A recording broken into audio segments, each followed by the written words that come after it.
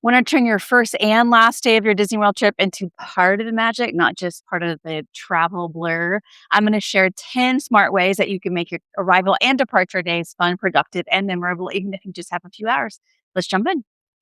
Hi, I'm Shannon from www.prepschool.com, and today I'm here to share with you some ideas for what you can do the day that you arrive for your Disney World trip and or the day that you depart. This is a question that we get a lot because people aren't quite sure what to do with a partial day where you may or may not have park tickets, you may or may not have a lot of time, but there are some really great things that you can do on these days. Keep in mind how much time you have and when things are available. You don't have to do anything at all if you don't want to. But if you do want to fit some things in, here are 10 ideas for you. Number one, going to a theme park. Yes, you can. If you have a park ticket and if you have enough time.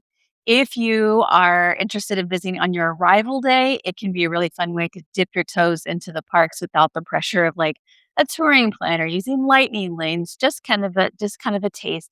But make sure that you are checked in for your stay if you booked a Walt Disney World package because that is how your tickets get activated. If you didn't book a package and you just have tickets that you purchased separate from your hotel, then just make sure those are linked in your account and you can head right to the parks. If you want to go to a theme park on a departure day, it can be fun to reride things that you really like during your trip or hit some things that you missed on your full days. This is just one last attempt, one last effort to fit it all in before you have to go home. If you have bags that you want to keep at the hotel while you go to the park, you can have bell services at your hotel hold those. And then when you leave the park, you can go back to your hotel to pick them up before heading to the airport. There is a service called the Airport Luggage Transfer Program, which is available in specific situations. You have to be staying at a value resort, you have to be flying Southwest, and using this program allows you to check your bags at your hotel for your flight, and then you don't have to go back to the hotel at all. I will link to the information that we have about that if you have that very unique situation of value resort and Southwest, so that if you're interested, you can use it. Idea number two, pool time at your resort. That's easy, right? It's a good option if you're tired from travel and you don't want to go anywhere. Another perk to this is that the pools are open late and they don't require any reservations, unlike some of the things on this list. This can be especially good on arrival day with kids where they want to get some energy out after being cooped up in a plane or a car on the way there. And it's also a very relaxing way to ease in or out of a vacation without needing a park ticket or a dining reservation or anything like that. Also, a lot of Disney World resorts are really fun to hang out at, but if you have a lot of time that is planned in the parks, then you miss out on some of the resort amenities. So, by fitting it in on your arrival and departure day, it can ensure that you have some resort time that's not getting in the way of your park time. Number three, water parks. This is a great partial day option because most people will just spend a few hours there anyway. This can be a really fantastic thing to do on your arrival day, especially in the warmer months. And it's even free if you happen to be going in the summer of 2026 between May 26th and September 8th, because on site guests get a water park ticket for free. So Disney is literally handing this idea to you and saying, you just got here. Now go to the water park for a few hours and have fun. So it's a good arrival day activity, especially if it's free and especially if it's in the warmer months where the water is super refreshing. You could also do it on a departure day. You're not going to get the free on site water park ticket, but you could buy it. But if timing allows, check the schedule for the water park as well as your departure time and see if you have enough time to fit it in before you head home. Number four, a popular option, character meals. So there are lots of people that love to kick off or in their trip with a character meal. And what's fun about it is you don't need a park ticket if you focus on the options that are available in the resort. So you get that Disney magic to bookend your trip without having to spend the money on a full park ticket. So we like it as an anchor activity for anybody's vacation.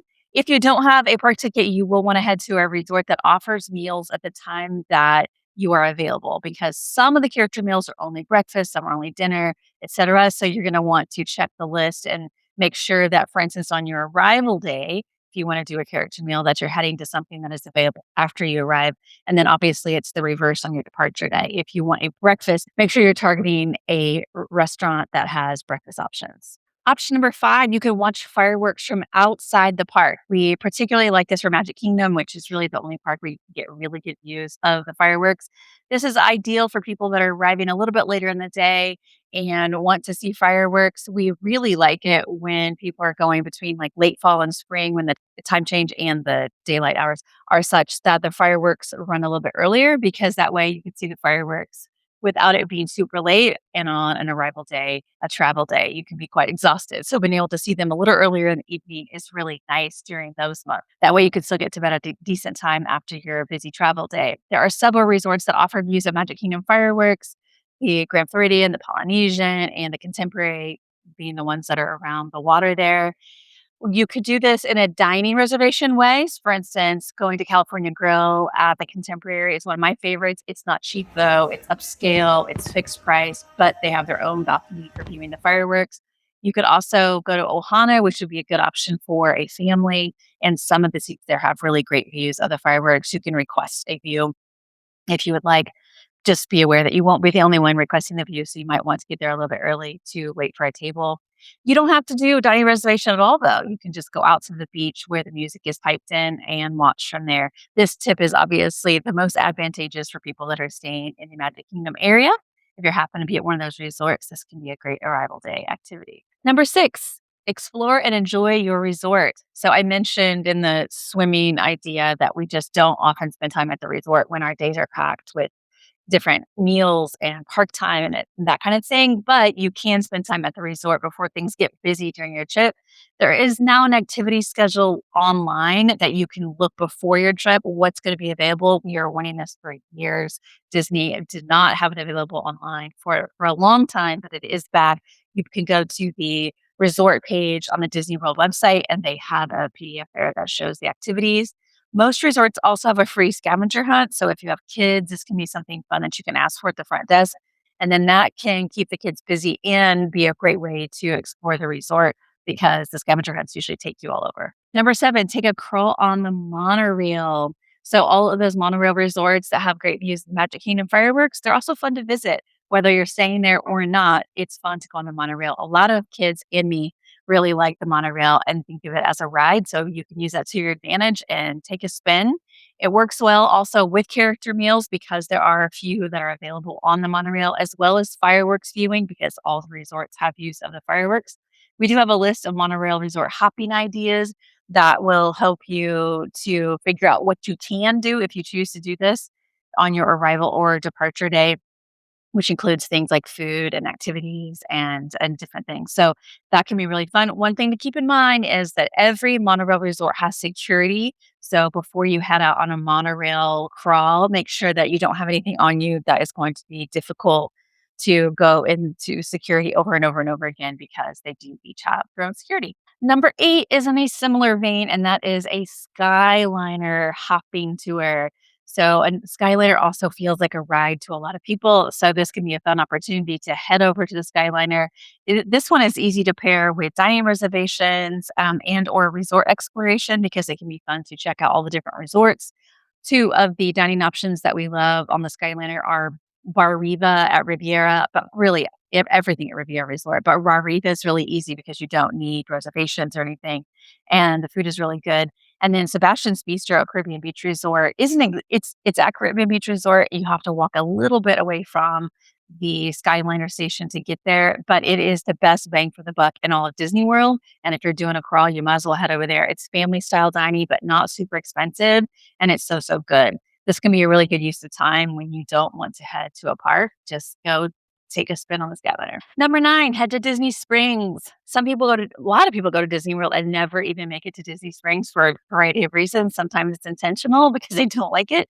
Other times it is just a time thing. So if you can fit it in on an arrival departure day, it can make a lot of sense. As a way to kick off a trip, you can just go and dine and bowl and go see a movie, just walk around, go shopping. As a way to end your trip, it can be a final stop for souvenir shopping, which is really fun. There's a lot of shops there, the World of Disney being the biggest one, but we happen to love the Marketplace Co-op as our favorite. There is no ticket required to go to Disney Springs. The timing is flexible. They have late hours there, so it makes it easier to fit it into whatever time you have on your arrival and departure day. And it's a great option, especially if you don't wanna take time to go there during your trip in the middle of all of your park days. And the last idea on the list is miniature golf. So miniature golf is another one of those many activities available at Disney World that a lot of people will think sounds fun and then realize they ran out of time. But if you plan it on your arrival or departure day, it can be really easy. It doesn't take very long. You have 2 courses as an option. Fantasia Gardens is located next to the Swan and Dolphin. If you happen to be staying in the boardwalk area, this is really easy to get to over there.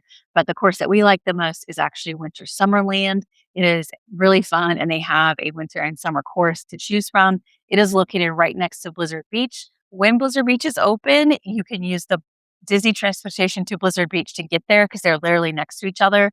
When Blizzard Beach isn't open, there isn't going to be any Disney transportation to go, so that it can be a downside. You'll have to have your own car or ride share to get yourself to Winter Summerland, but it is a really fun course. So that's the list of 10 ideas. A lot is going to be based on your arrival and departure time, as I mentioned at the beginning. If you're arriving before noon, you might want to consider a theme park, water park, or a character meal. If you're arriving in the late afternoon or evening, it might be best that you do some time at the resort, Disney Springs, or you could see fireworks outside of Magic Kingdom. On your departure day, if you are leaving early, then a breakfast reservation or a relaxed resort morning might be the best fit. And if you're leaving late on your departure day, that gives you plenty of time for different options like Disney Springs, miniature golf, or short park visit if you have the time. I hope that those ideas are helpful. Do you have other ideas? Are there other things that you like to do on arrival or departure day? I would love to hear it. Leave those in the comments. And thanks for joining.